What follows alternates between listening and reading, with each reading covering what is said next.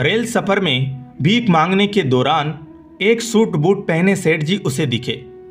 उसने सोचा कि यह व्यक्ति बहुत अमीर लगता है, इससे भीख मांगने पर यह मुझे जरूर अच्छे पैसे देगा। वह उस सेठ से भीख मांगने लगा।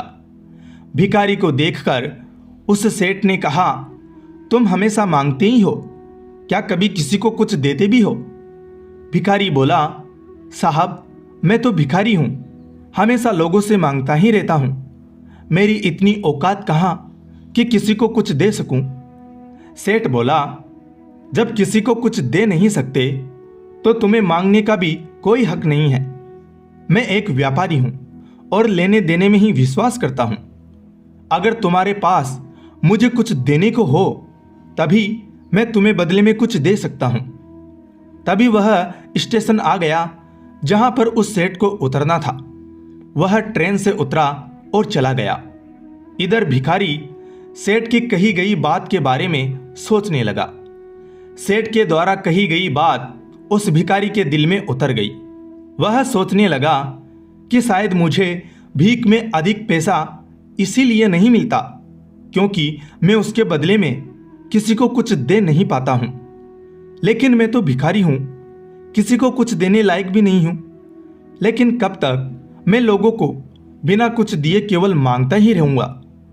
बहुत सोचने के बाद भिखारी ने निर्णय किया कि जो भी व्यक्ति उसे भीख देगा तो उसके बदले में वह भी उस व्यक्ति को कुछ जरूर देगा। लेकिन अब उसके दिमाग में यह प्रश्न चल रहा था कि वह खुद भिखारी है तो भीख के बदले में वह दूसरों को क्या दे सकता है। इस बात को सोचते हुए दिन भर गुजरा, लेकिन उसे अपने प्रश्न का कोई उत्तर नहीं मिला।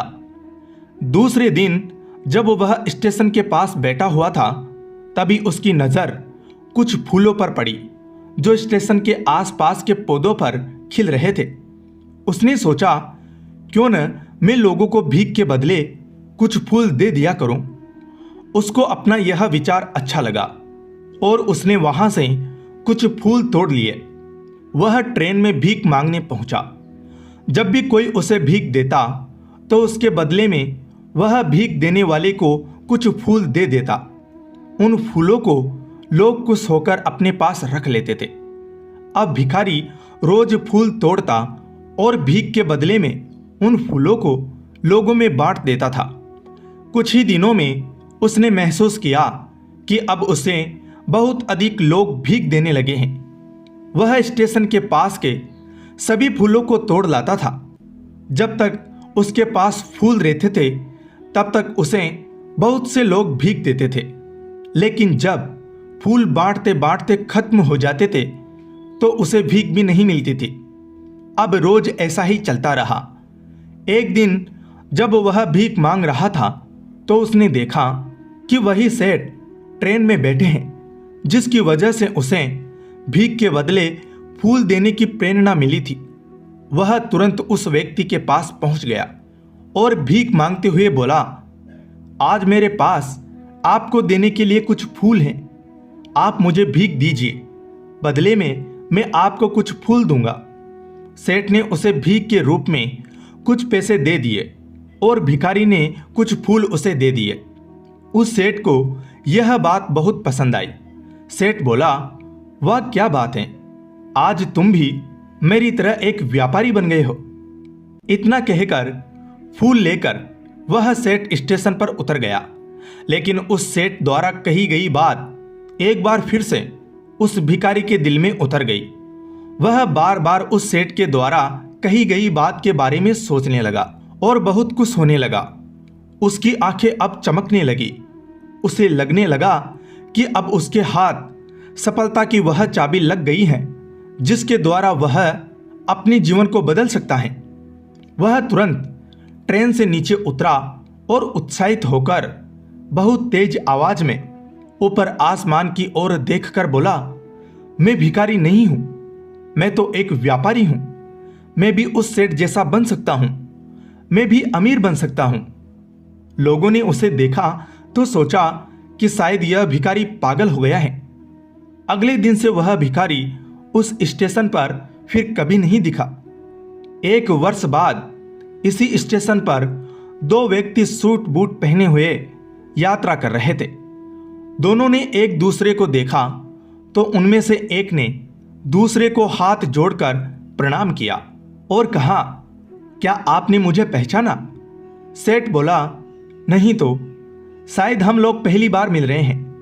भिखारी ने कहा, सेठ जी आप याद कीजिए, हम पहली बार नहीं बल्कि तीसरी बार मिल रहे हैं। सेठ बोला, मुझे याद नहीं आ रहा, वैसे हम पहले 2 बार कब मिले थे?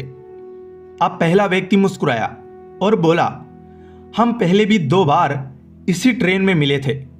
मैं वही भिखारी हूं जिसको आपने पहली मुलाकात में बताया कि मुझे जीवन में क्या करना चाहिए और दूसरी मुलाकात में बताया कि मैं वास्तव में कौन हूं। नतीजा यह निकला कि आज मैं फूलों का एक बहुत बड़ा व्यापारी हूं और इसी व्यापार के काम से दूसरे शहर जा रहा हूं। आपने मुझे पहली मुलाकात में प्रकृति का नियम बताया था, जिसके अनुसार हमें तभी कुछ मिलता है जब हम कुछ देते हैं। लेन देन का यह नियम वास्तव में काम करता है। मैंने यह बहुत अच्छी तरह महसूस किया है, लेकिन मैं खुद को हमेशा भिखारी ही समझता रहा। इससे ऊपर उठकर मैंने कभी सोचा ही नहीं था। और जब आपसे मेरी दूसरी मुलाकात हुई तब आपने मुझे बताया कि मैं एक व्यापारी बन चुका हूं। अब मैं समझ चुका था कि मैं वास्तव में एक भिखारी नहीं बल्कि व्यापारी बन चुका हूं।